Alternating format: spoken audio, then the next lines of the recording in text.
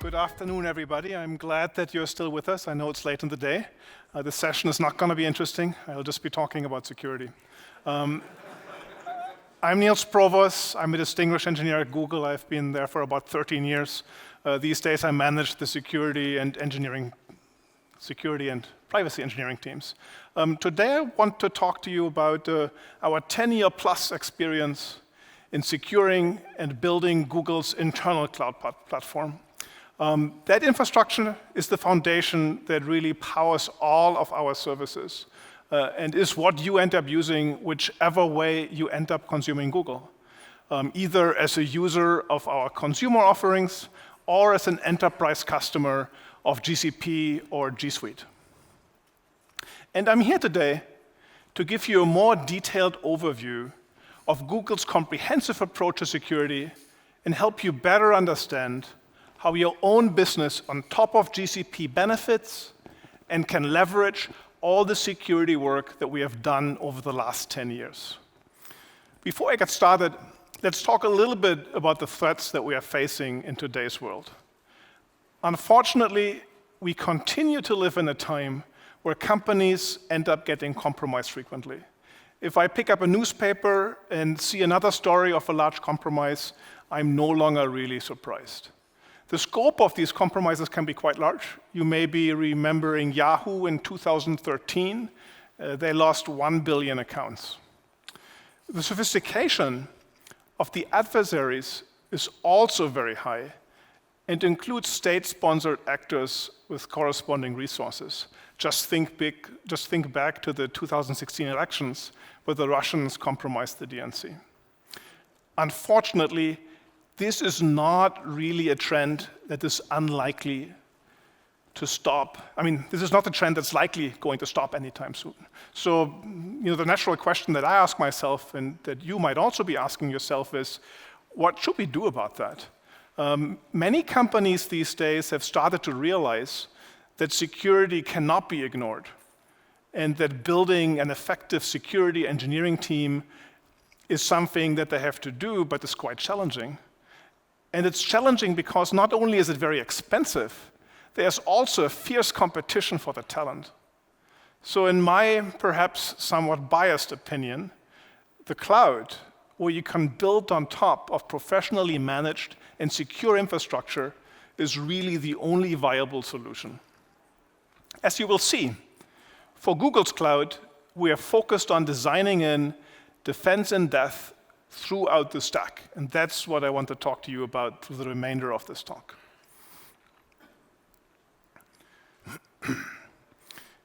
We strongly believe that trust needs to be gained through transparency.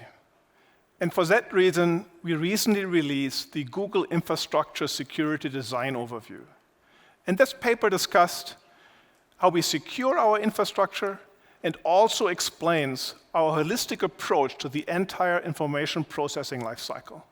And in this talk here, I will closely follow the material in that paper. And if you have not done so already, I hope that you go look up that paper after the session and read it, because there's a lot more information contained in there than I can present here in an hour. The security of our infrastructure is designed into all layers of the platform, starting from the physical security of our data centers, the security of our purpose-built hardware, the security of the software stack, ranging all the way to the technical constraints and processes that form the basis of our operational security. To make it easier for you to read the paper later and relate it to this talk, let me explain our layers in slightly more detail. As many of you may be used to the layers of a more traditional stack, I will now explain why and how our layers map onto it. Google's security approach stems from our focus to deliver global services at scale. We do, however, understand that many of our customers and businesses may be at different points in their journey to deploying all of their services as internet services, and as a result, some of you may have a different stack mapping. For example, we do not treat the network as our primary perimeter. It's not our security barrier, and that may be true for companies in a more traditional perimeter model. At the first layer, the hardware infrastructure for us includes all the underlying pieces that go into securely booting the hardware. The service deployment layer results from the fact that Google's whole infrastructure is based on the notion of separate services that need to interact with each other.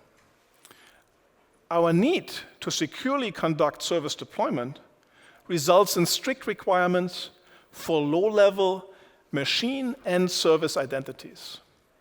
This means that our services run on top of a curated operating system and that all inter-process communication is mutually authenticated.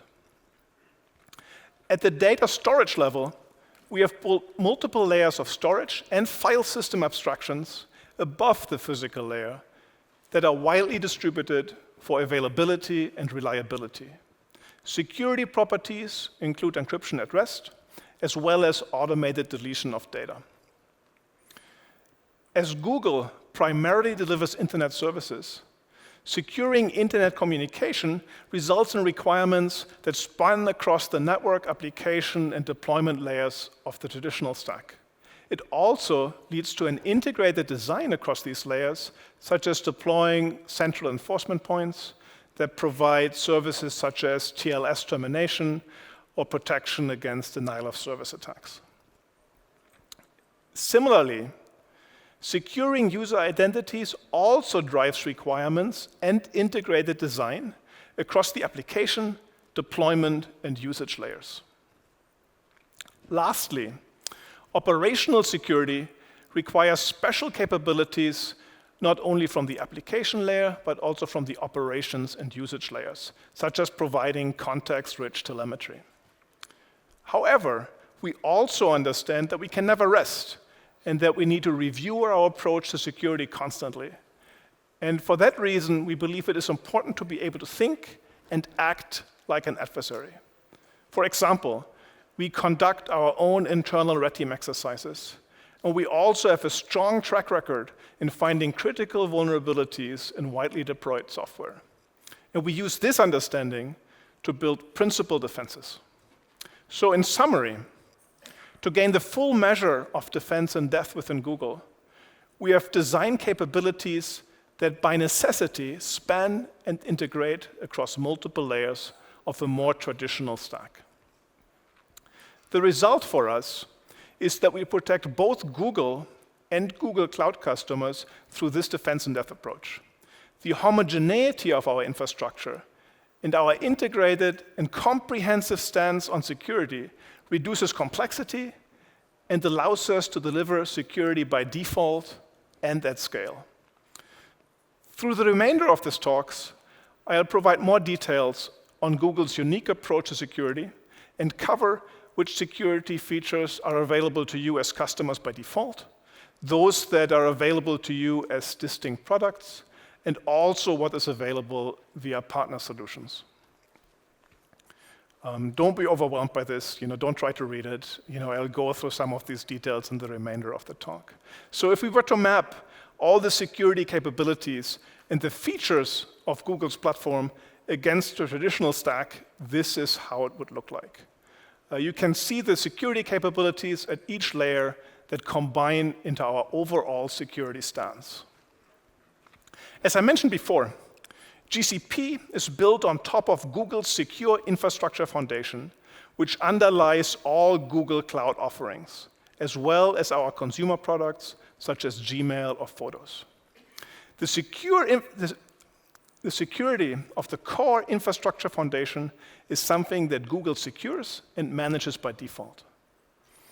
Based on our own experience building our own internal cloud platform, we continue to externalize the existing security capabilities of our internal platform so that you can secure your own workloads with proven technologies.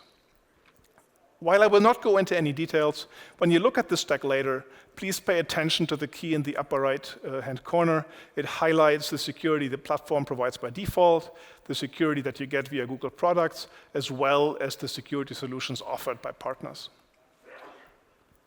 And also note, as we go forward, we are highlighting whether the capabilities in each slide is available to you by default on our platform or as a product that you can configure and leverage by the color box in the upper right-hand corner of the slide.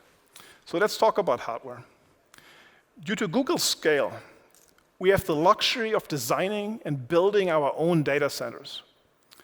These data centers incorporate multiple layers of physical security, and access to them is limited to a very small fraction of Google employees.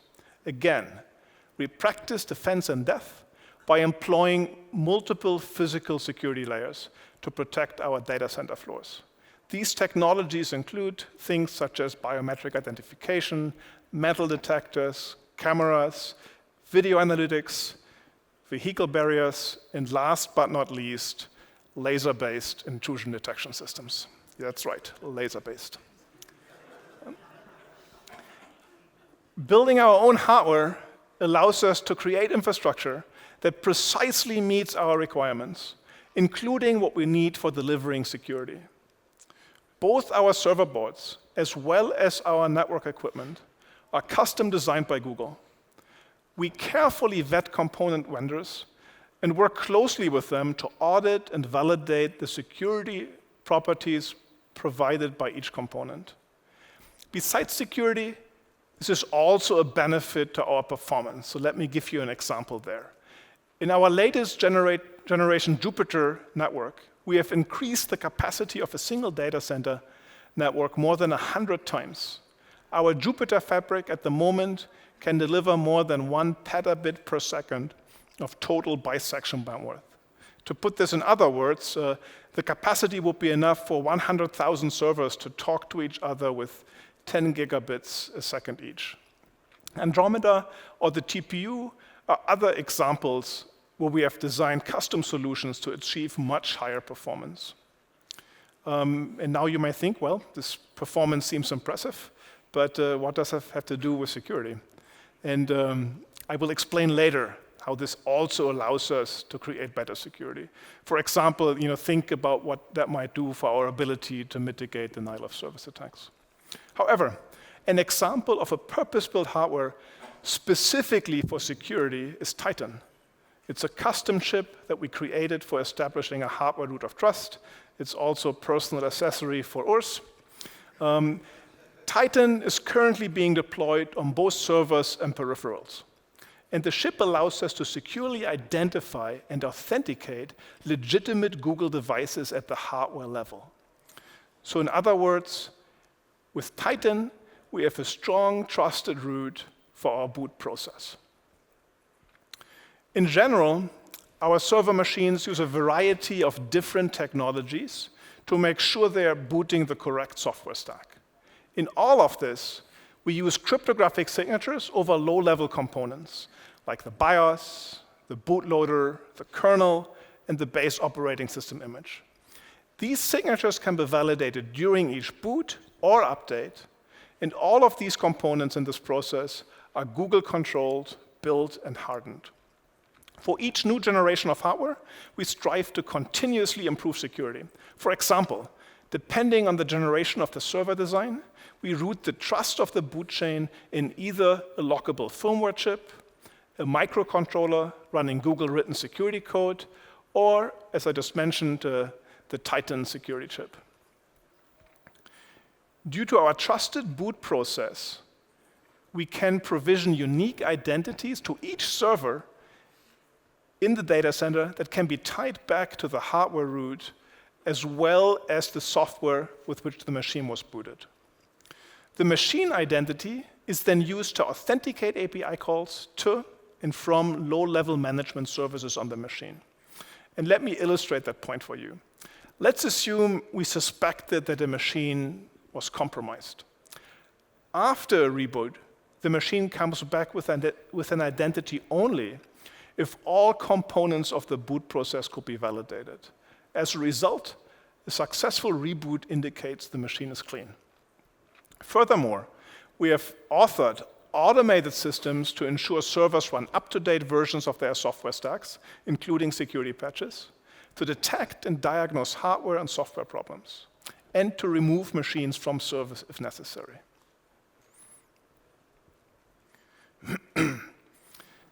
Here's another important point. Within Google, everything is a service. We have fundamentally designed our platform to be a multi-tenant system. That is, we do not assume any trust between services. So let me explain how this works and how we secure these services as a result. We focus on 4 key areas here: service, identity, and isolation, inter-service access management, encryption of inter-service communication, and last but not least, access management of end-user data. So let's talk about service, identity, and isolation first. As I mentioned before, all inter-process communication is mutually authenticated and authorized. It is important that we provide strong access control at an abstraction level and granularity that administrators and services can naturally understand. For that purpose, we apply cryptographic authentication and authorization at the application layer. Because we can enforce authorization at the application layer, we do not rely on internal network segmentation or firewalling as our main security mechanisms. However, to be clear, we do use ingress and egress filtering at various points in our network to prevent IP spoofing as an additional security layer. This approach also helps us maximize both our network's performance as well as availability. Each service that runs on this infrastructure is provided its own cryptographic credentials that they can use to prove their identity when making or receiving RPCs. This allows clients to ensure that they are talking to the intended server, and allows servers to limit access to methods and data only to specific clients.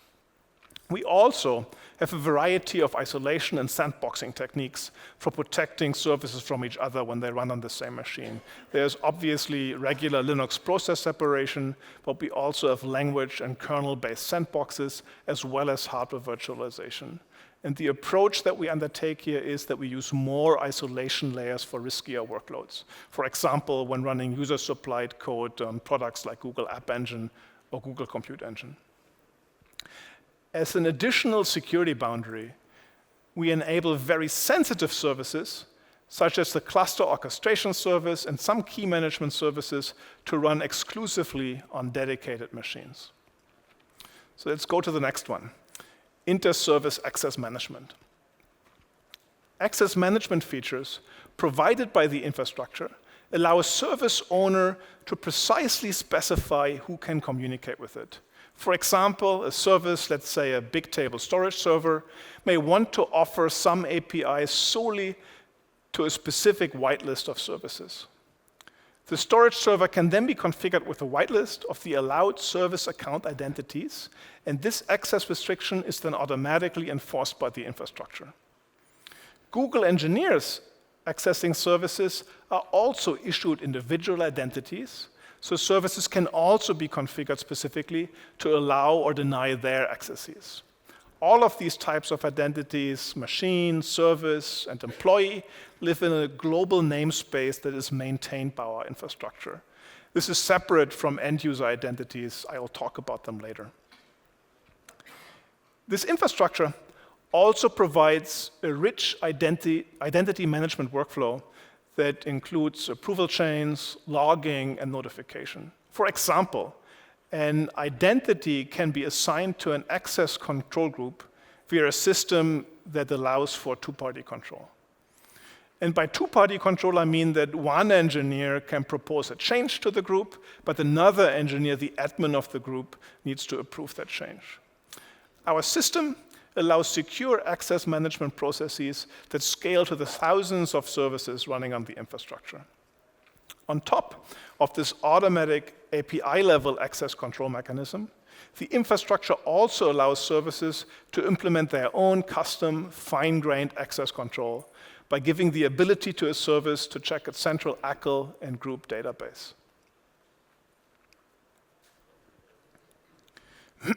So now let's talk about the encryption of inter-service communication. Beyond authentication and authorization, The infrastructure also provides cryptographic privacy and integrity for RPC data on the network. To extend these benefits to other protocols, such as HTTP, we encapsulate them inside our infrastructure RPC mechanism. This gives application layer isolation and removes any dependency on the security of the network path. As a result, encrypted inter-service communication can remain secure even if the network is tapped. And if you think back to 2013, the Snowden revelations described the threat of tapping in detail. To protect against such sophisticated adversaries, trying to tap our private inter-data center links, the infrastructure automatically encrypts all infrastructure RPC traffic that goes over the wide area network between our data centers without requiring any explicit configuration from the service. Last but not least, let's talk about access management of end-user data. A typical Google service is written to do something for an end user. For example, an end user may want to store their email on Gmail. And to provide a complete service, the Gmail service may call an API provided by the contact service, for example, to access an end user's address book. Just a minute ago, I was talking about how the contact service can be configured such that RPC requests are only allowed from the Gmail service, plus perhaps some other services the contact service may want to allow. While this sounds like a good place to begin with, this may still result in a very broad set of permissions. For example, this may grant the Gmail service the ability to request the contacts of any user at any time.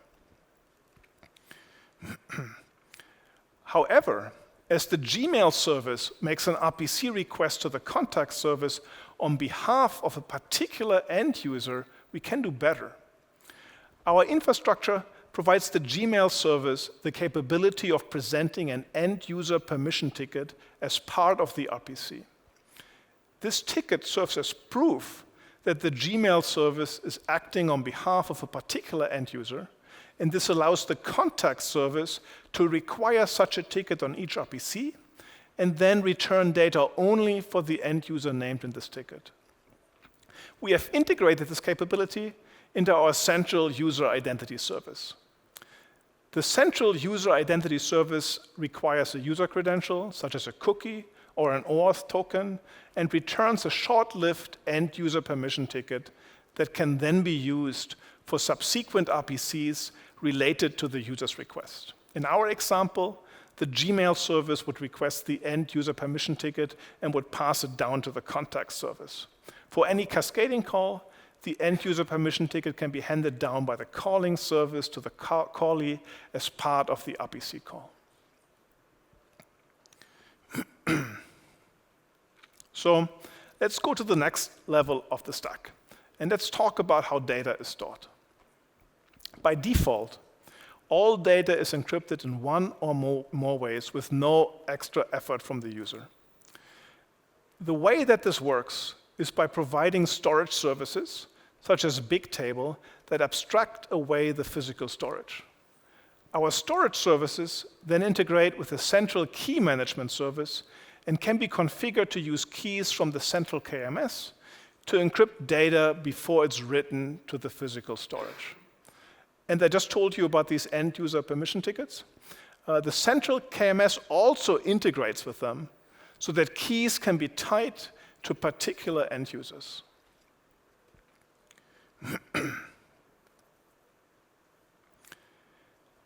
The benefit from performing encryption at the application layer is that it also allows us to isolate the infrastructure from threats at lower levels, such as malicious disk firmware.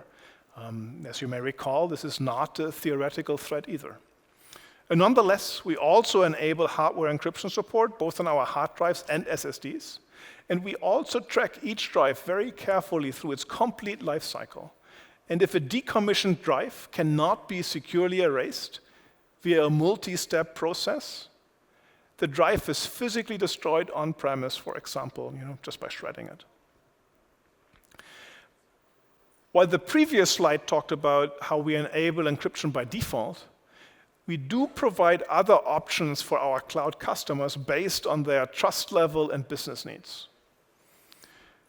For customers that need to operate with minimal trust, this is the very right-hand side of the slide, we support customer-supplied encryption keys, CSEKs, which enable them to maintain their own separate root of trust and push keys at time of use to Google Cloud via an API. Those keys are then stored in RAM only during the time required to perform the specific operation. However, with CSEK, the burden and responsibility of protecting and not losing the keys falls with the customer. Google has no way to recover the customer's data if the keys are inadvertently deleted or lost. This is very easy to get wrong. So any customer who wants this minimal level of trust and wants to use CSEK needs to be exceedingly careful and must also invest in their own key distribution system to push keys to Google to match the rate at which they are being used in their applications. Operationally, the customer-supplied key is pushed to Google Cloud, a nonce is added, and instead of the Google-maintained key encryption key, the customer-supplied key, including nonce, is used as the resulting key encryption key for the customer's data. Another option, and now I'm talking about the middle of the slide, is our cloud key management service that we announced in the keynotes this morning. Cloud KMS enables customers to leverage our globally scalable key management system while maintaining control of key operations, including full audit logging of their keys. This solution alleviates the need for the customer to create their own key distribution system while still enabling them to control the visibility of their keys. With Cloud KMS, keys created and maintained in Cloud KMS are used as the key encryption keys in place of Google's default key encryption keys. As you can see, we have several different options for you to choose from based on your own levels of trust and what is required by your business. In addition to providing you with different choices for encryption to protect your data, we have also created a service that allows you to classify sensitive data automatically. In February last year, we announced the data loss protection features in Gmail. This year, we have expanded the application of this technology to Drive and have also published this as an API for you to integrate with yourself. And as you may have seen earlier today, there are many different ways to leverage the DLP APIs. They can be integrated into mobile or support applications so that data can be classified and reacted to during time of use. For example, you can flag data containing PII, such as government ID numbers, social security numbers would be one example, as well as credit cards and many other identifiers. Beyond protecting data through encryption, awareness of the data content enables you to customize your controls and take actions based on the specific sensitivity of the information. All right, well, we just took a slight detour into ways in which you can protect and analyze your own data. Let's get back to the infrastructure Google has built to enable secure internet communication. Our infrastructure lives on a private IP address space that is completely isolated from the internet. To bridge that gap, we have created a single point of entry that we call the Google Frontend, GFE. The GFE is a globally distributed system, but it provides a logical enforcement point for all traffic from the internet to Google. In the context of a multi-tenant infrastructure, it's important to remember that GFE is just another service that runs on top of our infrastructure. Before any service can make itself available on the internet, it first needs to register itself with the GFE. And the GFE then ensures that all TLS connections are terminated using correct certificates and follow best practices, such as supporting perfect forward secrecy. When the GFE receives a request, it forwards it to the corresponding service using the RPC security protocol I just explained earlier. From that perspective, the GFE plays the role of a smart reverse proxy. In addition to providing public IP domain hosting and TLS termination, GFE also provides protection against denial of service attacks. For cloud customers, we offer similar capabilities via the Google Cloud Load Balancer, which provides global load balancing with Anycast IP, cross-region load balancing, as well as automatic multi-region failover. It also provides TLS termination. So let's drill into protection for denial of service attacks some more, and I'll explain to you how this works for Google. Our first tier of defense is that at the scale of our infrastructure, we can simply absorb many DOS attacks. Remember when I talked about the custom-built high-performance network equipment? Here is where we also realize the security benefits of high performance. However, we do have multi-tier, multi-layer DOS protections to further reduce the chance that any DOS attack might impact services running behind the GFE. And let me explain that to you in a little bit more detail. Let's start from the top. When the backbone delivers an external connection to one of our data centers, this connection passes through several layers of both hardware and software load balancers. These load balancers report statistics about the incoming traffic to a central DOS service. That was actually the first thing I worked on when I joined Google 13 years ago. When it detects a DOS attack, it can configure load balancers to drop or throttle traffic associated with the attack. At the next layer, the GFE instances also report information about requests they receive to this central DOS service. And this includes further application layer information that is not available to the load balancers. And the central DOS service then again can configure these GFE instances to drop or throttle traffic. Since the Google Cloud Load Balancer is built on top of the GFE, you can benefit from DOS mitigation by placing your own services behind GCLB.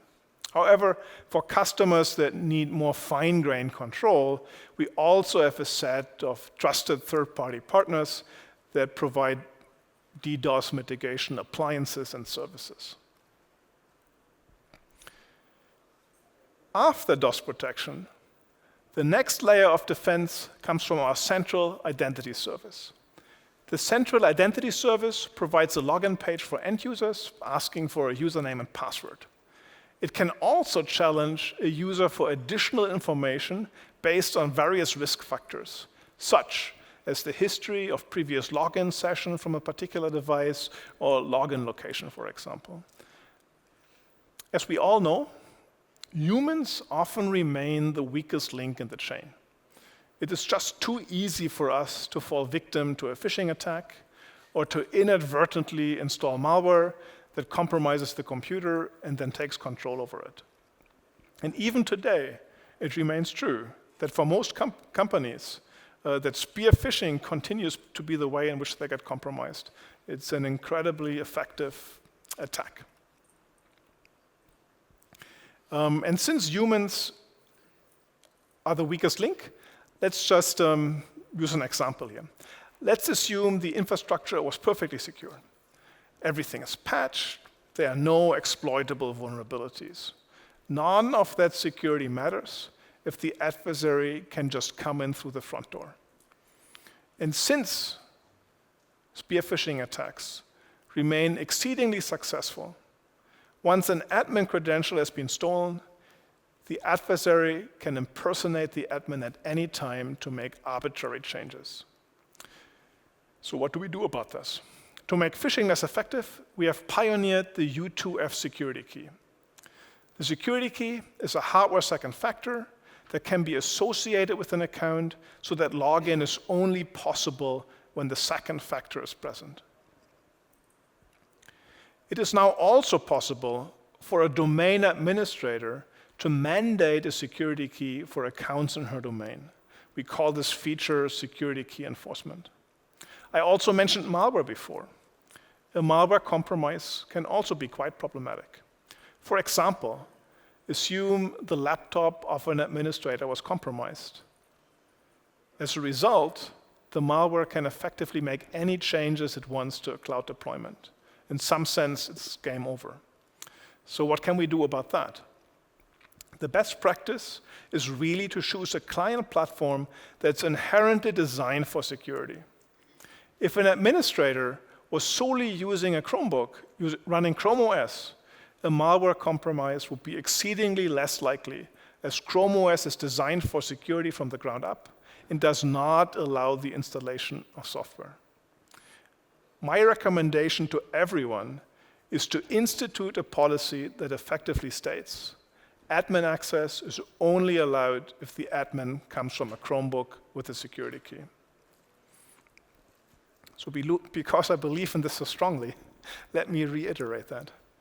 The best practice is to use a Chromebook with a security key. I suggest that you also turn on security key enforcement. Many of you may not know what security key enforcement is. That's probably because we just announced it this morning. With security key enforcement, customer administrators on Google Cloud can now specify that their employees or users must be strongly authenticated with a security key. This is a security practice that we have mandated for employees at Google for many, many years.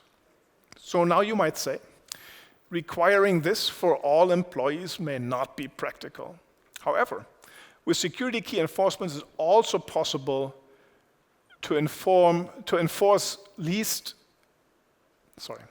with security key enforcement, it's possible to enforce these restrictions on your high-risk groups, such as admins, which may be a compromise for some deployments.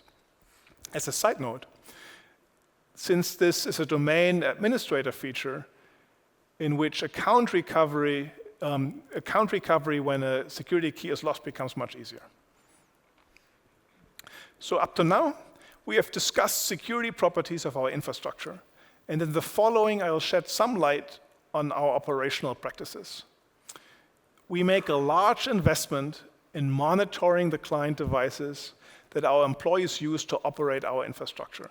For example, we ensure that the operating system images for these client devices are up to date with security patches. We also control the applications that can be installed and have systems for scanning content for security problems related to user-installed apps, downloads, browser extensions, as well as content browsed from the web. Being on the corporate LAN is not our primary mechanism for granting access. We instead enforce and manage access at the application level. This allows us to expose internal applications to specific users only when they are strongly authenticated and are coming from a correctly managed device from expected networks and geographic locations. We call this approach Beyond Corp and have talked about it extensively before. Again, you may rightfully ask, how does all of this apply to you? So let me try to explain. The previously mentioned Cloud KMS, as well as the Google front end, are examples of key abstractions at the core of Google's architecture. We pursue the approach that where possible, we design our infrastructure to be logically centralized and managed. This makes it easier to globally reason about the state of the infrastructure. One key benefit of having a logically centralized abstraction is that we can then create virtual enforcement points in the infrastructure to enforce policy and leverage the underlying globally distributed physical infrastructure to implement them. This morning, you may have heard our announcement of the Identity-Aware Proxy, IAP. IAP makes it easy for you to put an application on the cloud and configure a central policy in IAP that ensures that only the right set of identities get access to your applications.